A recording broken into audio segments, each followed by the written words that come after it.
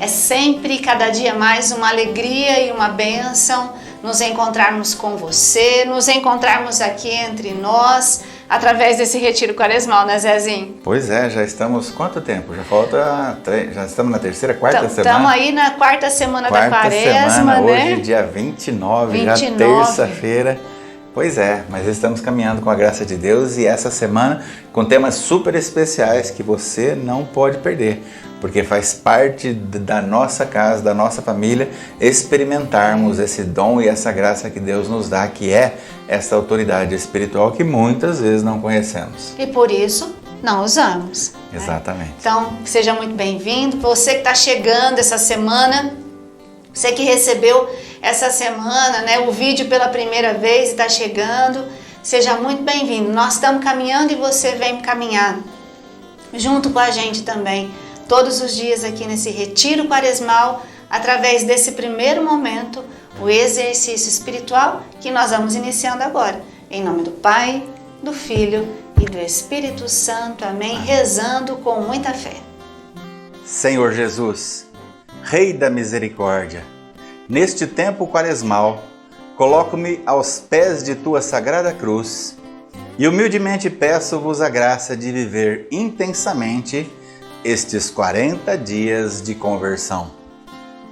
Concedei-me a perseverança na vida de oração, para que, estando unido ao Teu amor, minha vida seja reflexo de Tua bondade. Que minhas orações não sejam somente palavras, mas se traduzam em gestos concretos de misericórdia. Ajudai-me a viver o jejum como oportunidade de unir-me a tantos irmãos e irmãs que não têm o necessário para a sua subsistência. Que meu jejum seja uma oportunidade de estar mais disponível para acolher a Tua presença salvadora em minha alma. Fortalecei-me na prática da esmola, que minhas mãos sejam as Tuas mãos a ajudar os que mais precisam. Iluminai meu coração para reconhecer a Tua face sofredora naqueles que vivem à margem da sociedade. Que meus olhos não se desviem daqueles que eu encontrar à beira do caminho, mas os acolha como a Ti mesmo. Por Tuas santas chagas, ajudai-me a atravessar os desertos espirituais, e a Tua palavra seja para mim uma bússola a indicar o caminho da vida eterna. Lavai-me, Senhor, com Tua misericórdia, renovai-me em Teu amor, que vivendo esse tempo quaresmal e unindo-me à Sua dolorosa paixão, eu nunca me perca no caminho da conversão. Amém. Amém. Essa semana, então, nós estamos conversando sobre uma armadura espiritual para a família. Ontem o Zezinho já introduziu um pouco esse assunto, não é verdade, Zezinho? Pois é, ontem nós já iniciamos falando um pouquinho que por sermos filhos de Deus, e Deus é Espírito, mesmo Ele tomando conta de toda a nossa realidade material, espiritual, Ele nos dá esta autoridade espiritual para lidarmos também com esse mundo espiritual. Então, a gente precisa conhecer mais e mais para poder aproveitar bem esta graça que o Senhor nos concede. Zezinho, ontem você estava conversando, você tocou num assunto que você me disse que gostaria de dar uma explicada um pouco melhor sobre aquilo que o credo niceno-constantinopolitano diz a respeito de Jesus também, né? É porque ontem nós falávamos sobre a Santíssima Trindade, não é? Que existe uma relação entre nós e eles, a Santíssima Trindade seria o modelo de família, não é? Assim como depois da vinda de Jesus, a Sagrada Família passou a ser esse modelo. Mas eu dizia então desse relacionamento entre o Pai e o Filho, depois o Pai e o Filho e o Espírito Santo, em um determinado momento então eu disse que Deus Pai criou o Filho. E na verdade A igreja nos ensina que não é criado, ele é gerado. Então essa é a correção que eu gostaria de fazer para que não fique um erro teológico, tá bom? Certo. Então hoje você vai falar um pouquinho sobre essas questões de autoridade mesmo, né? Sim, como eu disse, nós temos essa autoridade espiritual dada por Deus. Então, nós sabemos que o nosso Deus é um Deus de ordem. Ele criou todo o universo ordenado. Tudo que Deus criou, você não vai conseguir achar um erro sequer, não é? E aí então, imagine o cérebro, como é que pensa e movimenta o seu corpo. Tudo isso é muito maravilhoso e coisas que o homem, muitas delas não consegue sequer entender ainda, não é? Mas existem regras e princípios pelos quais regem todo esse mundo. E também o mundo espiritual, também existem essas regras e princípios no quais os espíritos obedecem muito, que são as regras de autoridade. Assim como numa hierarquia dentro de uma empresa, dentro de uma casa, deve ter esta hierarquia e esta autoridade e deveria ser obedecido, que muitas vezes não é, né? Muitas vezes hoje a gente é desobediente, desrespeita. Mas no mundo espiritual não é assim, porque o mundo espiritual ele é ordenado. Então, tanto o espírito bom nos ouve, como o espírito maligno também. E quando a gente dá uma ordem para ele, eles obedecem, não é? Então é isso. Agora, nós vemos isso tudo na Sagrada Escritura e ela nos mostra bem isso, como o mundo é bem ordenado e ordenado também hierarquicamente.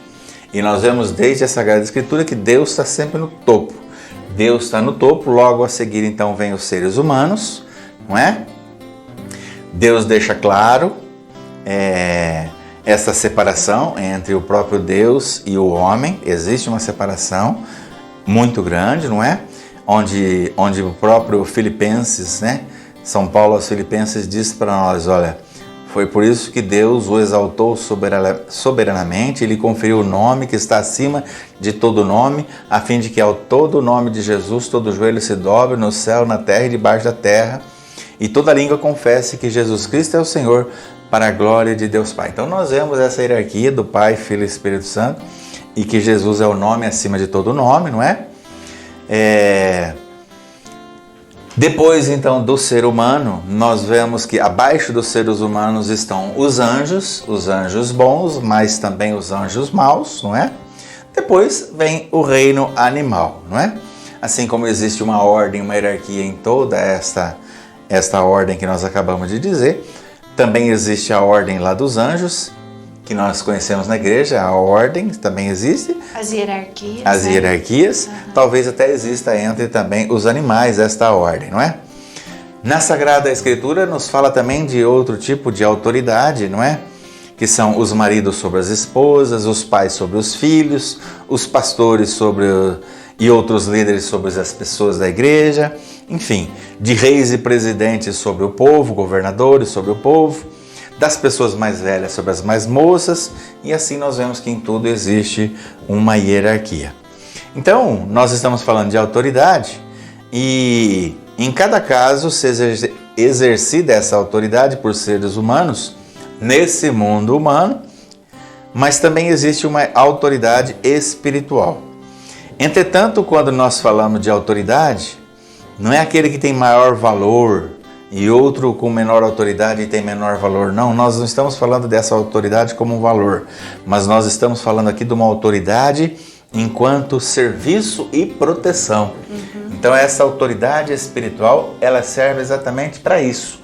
É ser uma autoridade de serviço e proteção dos seus, não é? Assim como o chefe protege o seu subordinado, sim, o pai protege toda a família, não é? Na verdade, essa questão de autoridade é isso mesmo. A autoridade, quanto maior a autoridade, maior o serviço, maior a proteção, maior o cuidado com aqueles que estão abaixo ou debaixo, né, da sua autoridade. Exatamente, né? Isso também no campo espiritual. Então, os seres espirituais, inclusive os demônios, levam muito a sério todas essas relações de autoridade e operam de acordo com elas, não é? Então, e eles consideram como absoluta a autoridade, então, que Deus nos deu. Por exemplo, a autoridade do marido sobre a esposa, dos pais sobre os filhos, dos líderes sobre os seus subordinados, não é?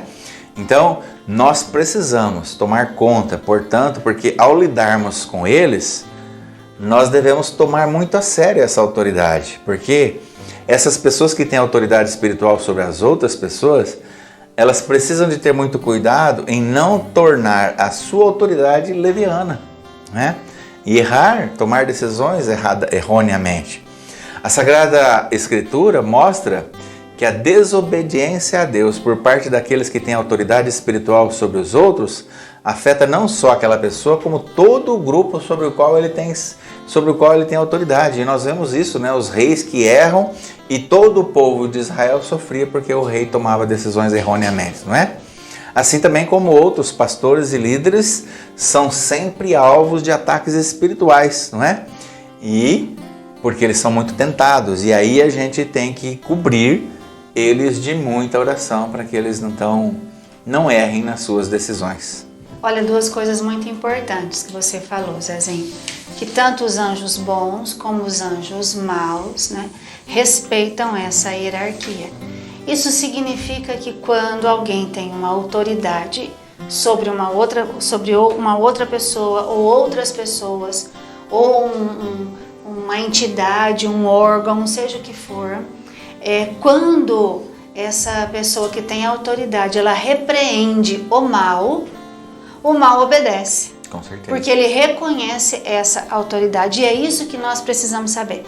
Claro que autoridade por autoridade a gente não tem. Nós precisamos estar em Deus, enraizados em Deus, seguindo a Deus, próximo de Deus, dos sacramentos, para ter essa autoridade, porque essa autoridade vem de Deus. Então a gente precisa ter essa autoridade em Deus. Você, Zezinho, por você só, a sua autoridade é nada em nível espiritual, eu estou dizendo, né? Sim. Então é importante isso. Os demônios sabem que você, como pai, como homem, como chefe de família, tem autoridade para repreendê-los.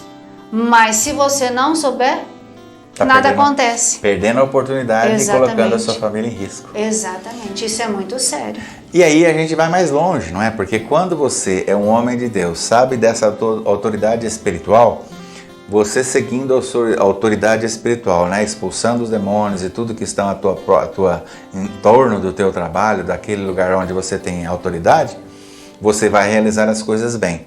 E mesmo a autoridade, quando a gente não olha no campo espiritual, mas a tua autoridade, ela é alicerçada em Deus, você tem muito mais chance de tomar ela corretamente. Sim. Não é?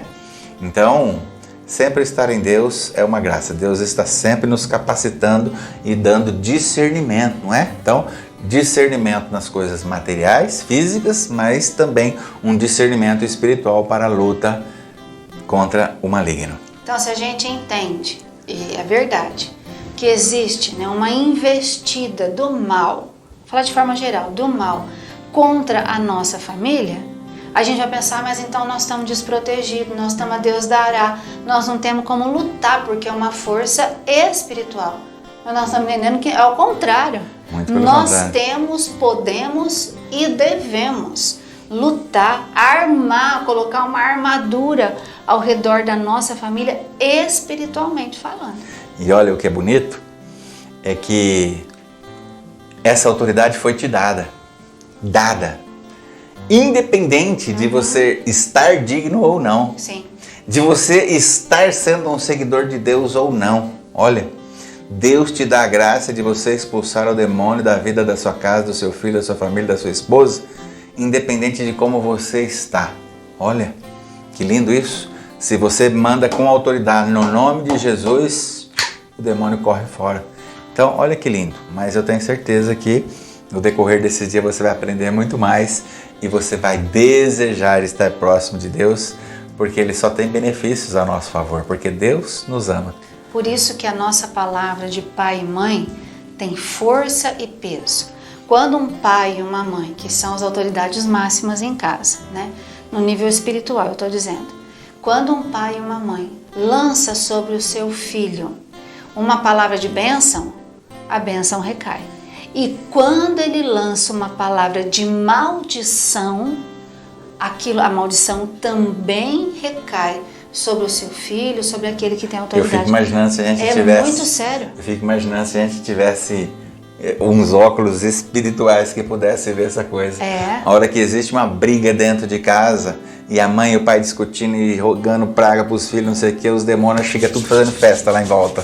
Não é verdade? Gostando e dando alimentando. risada, é aqui, nós estamos dando certo, nós estamos dando certo. É.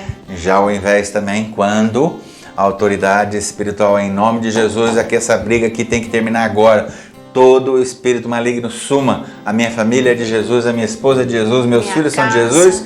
Eu também acho que os anjos de Deus ficam lá também fazendo festa. Que bom, eles entenderam, eles compreenderam. Olha, gente, olha o poder que Deus nos dá através dessa autoridade. Tem mais alguma coisa que você gostaria de acrescentar, Zezinho? Bem, como a gente sabe, essa autoridade é nos dada porque nós somos filhos de Deus, não é? Então, a gente pode ir mais longe ainda, entregar os nossos filhos a Deus, consagrar os nossos filhos a Deus. Na Bíblia nós vemos diversos exemplos disso, mas um exemplo que eu poderia tratar com vocês agora era de Ana, aquela que estava rezando lá no templo e até o profeta achou que ela estava bêbada, embriagada, né? Ela estava rezando, pedindo a Deus uma resposta, que ela queria ter um filho, e a resposta dela foi atendida, a oração dela foi atendida, e chegou Samuel na vida dela. O que ela fez? Entregou o seu filho e consagrou o seu filho Samuel a Deus. Eis aqui o menino por quem eu orei. O Senhor ouviu o meu pedido, portanto eu também o dou ao Senhor. E ele será consagrado ao Senhor para todos os dias de sua vida.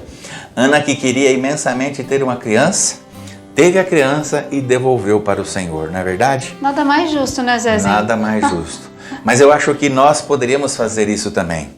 Muitas mulheres fazem talvez inconscientemente, né? Quando nasce aquela criança linda, maravilhosa, graças a Deus eu consegui, Senhor, toma conta dessa criança, ela é linda demais. Eu consagro ela ao Senhor por todos os dias da sua vida, faz como Ana, não é? Na verdade, Deus sempre vai considerar aquela criança como um filho dele. Mas ele precisa da nossa colaboração, porque nós temos o nosso livre-arbítrio. Então, quando você entrega de vez mesmo, ele assume para ele, não é? Ele assume. Deus não só tem direito a ele, mas também quer precisar dele. Deus quer. A obra do Senhor, a grande obra do Senhor, ela é grande, a messe é grande, né? De modo que cada um de nós temos uma missão a ser cumprida aqui e Deus quer contar com o seu filho. Deus quer contar com ele. E existem tantas mães aí que ficam orgulhosas de entregar o seu filho para a guerra. Ah, meu filho vai defender o nosso país, ele vai para a guerra, não é verdade? Maior honra ainda seria se nós entregássemos o nosso filho para Deus. Ele sim é o Rei Celeste, não é? Se nós confiássemos e dessemos ele de todo o coração, não é verdade? Então, o seu filho é um dos bens mais preciosos que você tem. E eu acho que você deve considerar isso em toda a sua vida. Mas entregá-lo a Deus seria um benefício muito maior. Olha, não é apenas por Deus que você está entregando o seu filho, consagrando o seu filho, mas também pelo bem do seu filho, que você acaba entregando ele e consagrando ele ao Senhor. O que é consagrar? Consagrar é você entregar a Deus e deixar sob os seus cuidados. Você entrega, olha, Senhor, esse meu filho é seu. O Senhor toma conta dele. Então, quando nós fazemos isso, é porque realmente verdadeiramente nós amamos nosso filho. E quanto mais nós amamos ele, quanto mais nós temos gratidão ao Senhor, aí mais é que nós temos o desejo de entregar mesmo a ele. Se você dá o seu filho a Deus, você sabe que ele o aceita e toma como seu próprio. Deus então unirá ao seu filho bem-amado, unirá a Jesus, esse teu filho, lavando-o com o seu sangue precioso. Que é graça maior? Olha aí. Dará a ele uma nova natureza. O grande Deus adotará o seu filho como seu e terá consigo ele como para sempre, como dele. Ele terá como um dos seus ministros, dando-lhe toda a sabedoria. E a você, pai, a você, mãe, também toda a sabedoria que você precisa para treinar adequadamente o seu filho para ele. Tudo que a gente precisa fazer. Tudo que a gente precisa para ele. Para finalizar, então, Olha, talvez você se pergunte, por que dar então o seu filho a Deus? Porque você o ama e quer ver-o realizado como um filho de Deus, cumulado de bênçãos, de alegria e de paz. Também é do seu interesse dar seu filho ao Senhor, porque o filho que você dá ao Senhor torna-se duplamente seu. E isto é maravilhoso. Deus o guarda para você e lhe dá de volta. Assim, você o possui a duplo título, sem o medo de pecar, amando-o como seu e sem medo de jamais perdê-lo. Que coisa bonita, hein? Agora olha essa. Mesmo se a morte vier e o tomar de você, você sabe que ele ainda é seu na casa do Pai. Foi-lhe tirado por um tempo para servir no próprio palácio do rei. Deus lhe deu e você deu-lhe de volta o seu precioso filho, consagrando-o a ele. Deus lhe confiou de novo e de novo você o deu a Deus. Que coisa bonita, sabe? É lindo isso, né? E sabe, Zezinho, eu pensava assim, a gente ouve as pessoas falando assim, eu não crio meu filho para mim, eu crio meu filho para o mundo. Não, a gente não cria os filhos para o mundo. Nós criamos e educamos e formamos os nossos filhos para Deus. Para Deus. Porque o mundo é isso que a gente está vendo aí. Então, nem para nós, de uma forma egoísta, que a gente quer ele só aqui, né? Não quer nem entregar para Deus porque tem medo, e nem para o mundo. Nós educamos, criamos e formamos os nossos filhos para Deus, para o céu. E é isso que nós vamos entendendo e usando essa armadura essa espiritual, não é verdade? E você pode se perguntar, mas por que para Deus? Se eu criar o filho para Deus, eu crio ele para mim, porque ele vai me amar. Se eu crio ele para Deus, ele vai amar a sua esposa, ele vai amar o seu trabalho, ele vai fazer bem as coisas, ele vai ser um bom homem, uma boa mulher, um bom pai, uma boa mãe. Sim. Quando a pessoa se torna um filho de Deus, né? Pela educação do pai, pela consagração feita a Deus, Deus toma para si, né? Então todas são formas que tudo que está sobre a autonomia de Deus, sobre a autoridade de Deus, não é?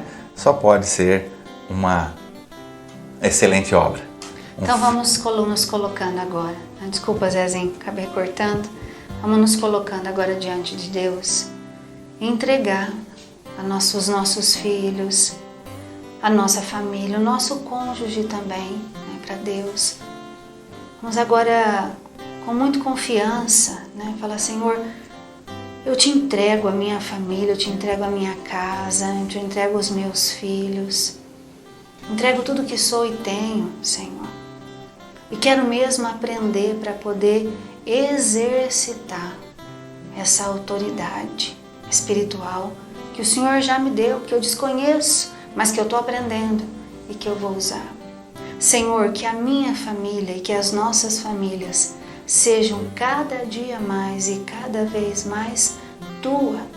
Que nós estejamos a cada dia consagrados, guardados, separados no vosso coração e debaixo da vossa proteção. Senhor, guarda, protege, defende a nossa família e nos ensina a usar essa armadura espiritual para proteger também a nossa família. E obrigada, Senhor, por essa autoridade que o Senhor concede a cada um de nós.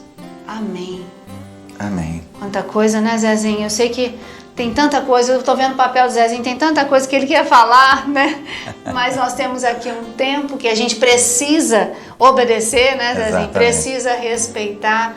Mas o livro pode dar uma noção muito mais profunda para você, tá bom? O livro Armadura Espiritual para as Famílias. É um livro que a gente aconselha para você. Vale a pena. Vale a pena.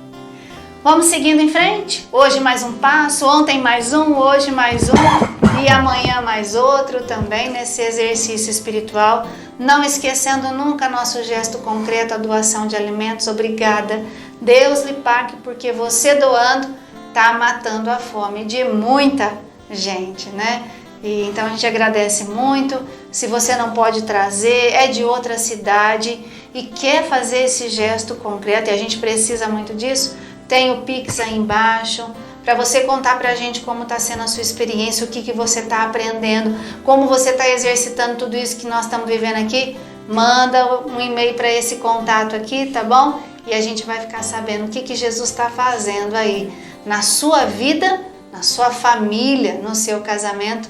E isso tudo é para honra e glória de Deus, né, Zezinho? Pois é.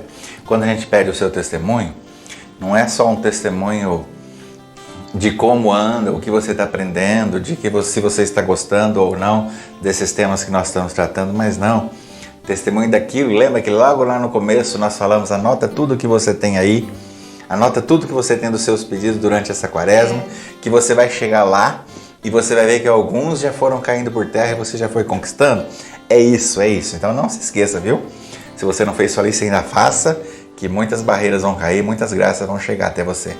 Nossa sugestão de penitência hoje, para oferecermos esse sacrifício, né, pelas nossas famílias é não comer nenhum tipo de pão e nenhum tipo de massa. Essa semana é penitência, né, para a gente poder aí oferecer esse sacrifício pelas nossas famílias. Nós vamos encerrando, pedindo que Deus nos abençoe e abençoe as nossas famílias também.